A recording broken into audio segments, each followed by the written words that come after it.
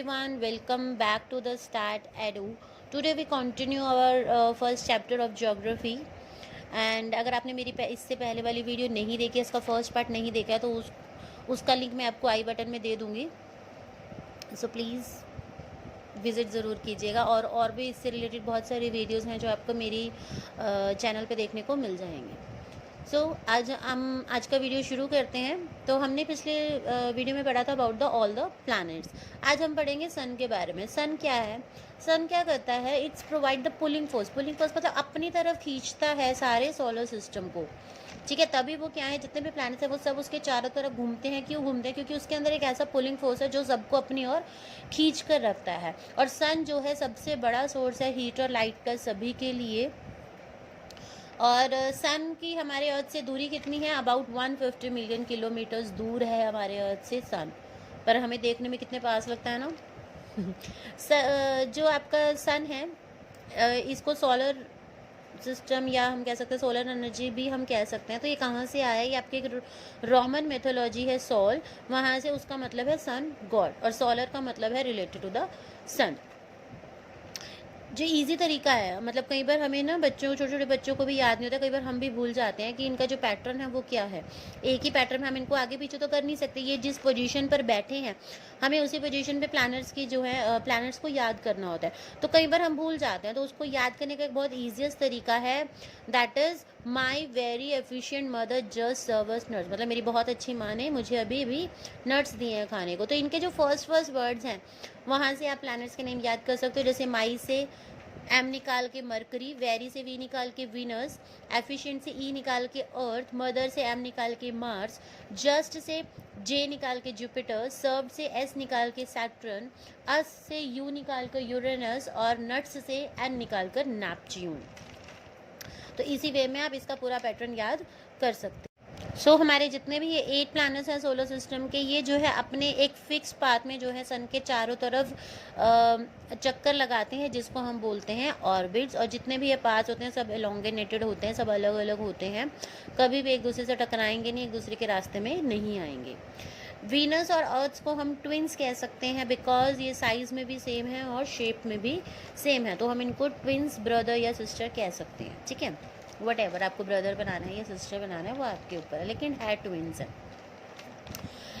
जब हमारी मीटिंग हुई थी IAU की, IAU मतलब इंटरनेशनल एस्ट्रोनॉमिकल यूनियन की, वहाँ पर जो मैंने आपको लास्ट क्लास में बताया था कि प्लूटो को जो है ड्वार्फ प्लैनेट कहा गया है. तो वो जो IAU की मीटिंग हुई थी, उन्होंने प्लूटो को ड्वार्फ प्लैनेट के रूप में कंसीडर कर दिया था. मतलब आज भी जाना जाता है, पूछा जा सकता है, क्योंकि आजकल की जो हमारी जनरेशन है मे भी उनको ना पता हो कि प्लूटो भी एक प्लैनेट था हमारा कभी. लेकिन हमने पढ़ा था उस टाइम में, हम प्लूटो याद करते थे 9th हमारा प्लैनेट. बट आफ्टर 2006 इसको as a dwarf planet consider कर दिया गया था. यहाँ मैंने एक छोटा सा एक पैटर्न बना रखा है. पहले सन, देन मरकरी, देन वीनस, अर्थ, मार्स, फिर बीच में आपके एस्ट्रॉइड की बेल्ट्स आ जाती हैं. Then Jupiter, Saturn, Uranus and Neptune. Saturn के आसपास रिंग्स होती हैं जो उसको बहुत ज़्यादा अट्रैक्टिव बनाती है देखने में. डिस्टेंस होता है जो इनका सबका सन से जो दूरी होती है वो मिलियन किलोमीटर्स में होती है, और 1 मिलियन जो है आपका 10 लाख के करीब होता है. तो 10 लाख किलोमीटर हो गया. एक वर्ड्स होते हैं हमारे जियोलॉजी, जियोमेट्री, जियोइड. तो उनका क्या मतलब? देखो, जियो का मतलब होता है अर्थ, मतलब जिसके आगे भी जियो लग गया मतलब वो अर्थ रिलेटेड है. ठीक है, अब उसके पीछे क्या लगा? जैसे सबसे पहले लगा लॉजी, जो कहाँ से निकल के आया? लॉजिया वर्ड से. लॉजी का मतलब होता है अर्थ, स्टडी करना. ठीक है, तो जियोलॉजी मतलब स्टडी ऑफ अर्थ. नेक्स्ट आ जाता है जियो. जियो का मतलब अगेन अर्थ है. अगर इसके साथ हम मैट्री लगा दें, मैट्री वर्ड कहाँ से आया? मेट्री या से. मैट्री का मतलब होता है मेजरमेंट करना. तो जियोमेट्री क्या हो गया? ज्योमेट्री क्या हो गया? Measurement of the earth. Then geoid, oid word आया ऑइड से. ऑइड का मतलब होता है किसी की शेप को याद रखना या किसी की शेप को बनाना. ठीक है, तो जियोइड क्या होता है? रिसेम्बलिंग द शेप और द फॉर्म ऑफ द अर्थ. तो ये था एक छोटा सा नमूना. नेक्स्ट है आपका एस्ट्रोनॉमर्स क्या होते हैं? वो लोग जो सेलेस्टियल बॉडीज़ के बारे में, उनकी मूवमेंट्स के बारे में पढ़ते हैं, those are known as astronomers. और सबसे पहले हमारे फेमस एस्ट्रोनॉमर्स कौन थे? आर्यभट्ट। उन्होंने कहा था moons and planet shine due to the reflected sunlight. उन्होंने बोला जो मून और प्लैनेट्स हैं, जो शाइन करते हैं, हमें चमकते हुए दिखते हैं, वो सिर्फ सनलाइट जो है उनके पास रिफ्लेक्ट होकर आती है, उस वजह से वो हमें चमकते हुए दिखाई देते हैं। आज हम पढ़ेंगे हमारे खुद के अर्थ के बारे में। अर्थ हमारी कैसी है? अर्थ जो है थर्ड नियरेस्ट प्लैनेट है सन के। इससे पहले तो हमारे आ जाते हैं मरकरी और वीनस, और थर्ड नंबर पे हमारे अर्थ का नंबर आता है। तो थर्ड नियरेस्ट प्लैनेट है हमारे सन का, और साइज में ये फिफ्थ लार्जेस्ट है। अगर हम पोजीशन के हिसाब से देखें that is the third planet, और अगर हम साइज के हिसाब से देखें तो this is the fifth largest planet. Slightly flatten and the poles. आपने देखा होगा कि जो हमारी अर्थ है वो पूरी तरह से गोल नहीं है, वो गोल नहीं है, वो स्फीयर है। स्लाइटली जो हल्की सी जो है फ्लैटेंड है, बिल्कुल दोनों पोल्स पर, नॉर्थ पोल पर और साउथ पोल पर। इसकी जो शेप है वो हम जियोइड से पता कर सकते हैं। अभी हमने पढ़ा था ना पीछे जियोइड, जहाँ से हम शेप का रिसेंबल कर सकते हैं। तो इसकी शेप जो है आपकी जियोइड जैसी है। जियोइड जो है इसकी शेप को डिस्क्राइब करता है। इसके जो कंडीशंस है वो फेवरेबल है कि हम वहाँ पर अपनी लाइफ जी सकते हैं। इसलिए एक अर्थ एक ऐसा प्लैनेट है जहाँ पर आपको लाइफ देखने को मिलेगी, ज़िंदगी देखने को मिलेगी। ये ना तो ज़्यादा गर्म है और ना ही ज़्यादा ठंडा है। ये पूरे सोलर सिस्टम में एक यूनिक प्लैनेट है, क्योंकि यहीं पर ही लोग रहते हैं, या आप कह सकते हो यहीं पर ही ज़िंदगी है और किसी प्लैनेट पे नहीं है। इसे ब्लू प्लैनेट के नाम से भी जाना जाता है बिकॉज क्योंकि जो 2/3 सरफेस है हमारा प्लैनेट का वो वाटर से भरा हुआ है, वाटर से कवर्ड है, इसलिए इसको ब्लू। क्योंकि जब भी हम, अगर आपने ग्लोब देखा होगा, ग्लोब में आप देखोगे कि जो हमारी अर्थ है, ठीक है, जो ग्लोब है वो ग्लोब हमारा पूरा अर्थ ही है, ठीक है, वो ज़्यादातर ब्लू दिखेगी, जगह जगह थोड़ी थोड़ी ग्रीन और हल्का हल्का सा आपको ब्राउन दिखेगा। बिकॉज जहाँ पर ग्रीन है मतलब वहाँ पर ग्रीनरी है, जहाँ पर ब्राउन है वहाँ पर आपकी सैंड है, लैंड है, और लेकिन जहाँ पर ब्लू ब्लू है वो सारा पानी है।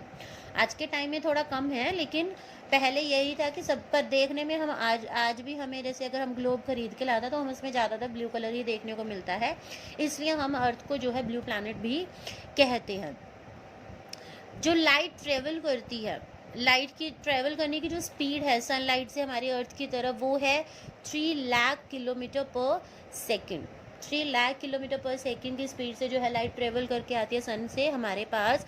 और जो सनलाइट है इतनी स्पीड से आती है, इसलिए जब भी वो हमारे अर्थ तक पहुँचते हैं तो एक सनलाइट को पहुँचने के लिए 8 मिनट्स लगते हैं। मतलब हमारे पास पहुँचने के लिए उसको 8 मिनट्स लगते हैं, और वो इतनी तेज़ स्पीड से आती है, दैट इज़ 3 लाख किलोमीटर पर सेकेंड। अब हम बात करते हैं मून के बारे में। मून क्या है? मून हमारे अर्थ की सैटेलाइट है। It's diameter is only 1/4 that of the अर्थ। इसका जो साइज़ है वो कितना? हमारे अर्थ का 1/4 है। ये हमें बहुत बड़ा दिखाई देता है। क्यों? क्योंकि हमारे प्लैनेट के बहुत पास है, इसलिए हमें ये बड़ा दिखाई देता है साइज़ में। लेकिन ये हमसे कितनी दूरी पर है?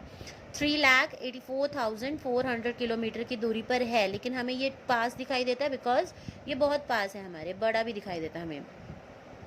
जो मून है वो अर्थ के चारों तरफ जो है 27 डेज़ में जो है अपना ऑर्बिट है जो इसका अराउंड द अर्थ, वो 27 डेज़ में कंप्लीट करता है, और इतना ही टाइम वो स्पिन करने में भी लेता है। सरफेस पे आपको माउंटेन्स, प्लेन्स और डिप्रेशन देखने को मिल जाएंगे। एंड नील आर्मस्ट्रॉन्ग जो है सबसे पहले व्यक्ति हैं जिन्होंने मून के सरफेस पे अपना पैर रखा था on the 20th July 1969. And one more interesting thing about the planets is that Venus और यूरेनस जो हैं क्लॉकवाइज स्पिन करते हैं अपने ही एक्सिस पर, वो क्लॉकवाइज स्पिन करते हैं, जबकि बाकी के जितने भी प्लैनेट्स हैं वो एंटी क्लॉकवाइज घूमते हैं। नेक्स्ट हम बात करते हैं सैटेलाइट की। अभी हमने पढ़ा अबाउट द मून, दैट कि मून जो है हमारी अर्थ की सैटेलाइट है। एक्चुअल में सैटेलाइट होता क्या है? A celestial body that moves around the planets in the same way as the planet move around the sun. एक ऐसी celestial body जो एक planet के चारों तरफ वैसे ही घूमती है जैसे कि वो planet sun के चारों तरफ घूमता है, ठीक है। जैसे planet है वो sun के चारों तरफ घूमता है, तो sun के लिए एज ए सैटेलाइट हो गए जितने भी हमारे planets हैं, ठीक है। ऐसे ही एक एक प्लैनेट के आसपास जो भी ऐसे सेलेस्टियल बॉडीज घूमती हैं उसके ऑर्बिट में, तो that is known as satellite. ठीक है। कुछ सैटेलाइट्स जो हैं आपकी नेचुरल हैं, कुछ ह्यूमन मेड भी हैं। ह्यूमन मेड सैटेलाइट्स क्या होते हैं, ये एक आर्टिफिशियल सैटेलाइट होती है जो साइंटिस्ट के द्वारा डिज़ाइन की जाती है ताकि वो ज़्यादा से ज़्यादा इन्फॉर्मेशन यूनिवर्स के बारे में पता कर सकें और कम्युनिकेट कर सकें। ठीक है, ये जो ह्यूमन मेड सैटेलाइट्स होती हैं इनको रॉकेट की हेल्प से जो है वहाँ पर पहुँचाया जाता है और अर्थ के ऑर्बिट में इसको प्लेस कर दिया जाता है। कुछ इंडियन सैटेलाइट्स हमारी इनसेट, IRS, एडूसेट और भी बहुत सारी हैं, ये कुछ इंपॉर्टेंट वंस हैं। नेक्स्ट है एस्टेरॉइड्स। एस्टेरॉइड्स क्या होते हैं, छोटी छोटी टेनी बॉडीज़ होती हैं, छोटी छोटी बॉडीज़ होती हैं, नॉट हमारी ह्यूमन बॉडी, छोटे छोटे एज अ प्लैनेट या एज अ रॉक आप कह सकते हो। ठीक है, ऐसी छोटी छोटी चीज़ें होती हैं जो सन के चारों तरफ घूमती हैं, that is known as asteroids. ये आपको मार्स और जुपिटर के ऑर्बिट्स के बीच में देखने को मिल जाएंगी।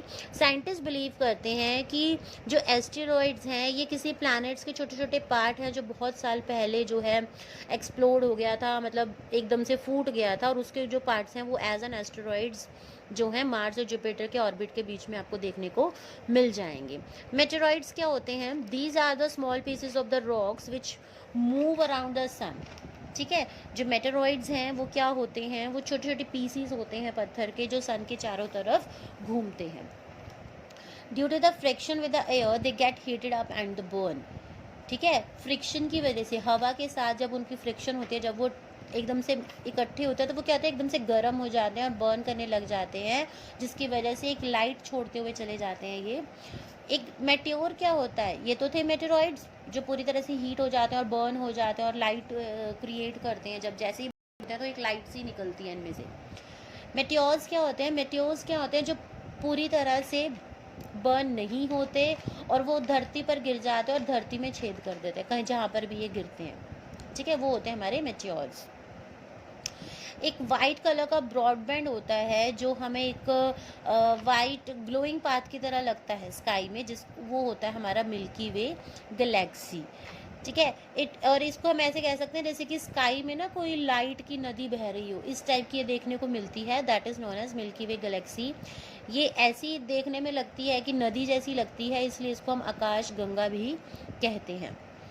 अब गैलेक्सी गैलेक्सी पढ़ रहे हैं हम, है ना, मिल्की वे गैलेक्सी अभी हमने पढ़ा। गैलेक्सी होता क्या है, गैलेक्सी क्या है, एक ह्यूज सिस्टम है जिसमें बिलियंस ऑफ स्टार्स होते हैं और बिलियंस ऑफ डस्ट और गैसेस होती हैं, और जब ये सारे ऐसी ऐसी गैलेक्सीज जो हैं, बहुत से मिलियंस ऑफ गैलेक्सीज जब मिल जाती हैं, that is known as universe.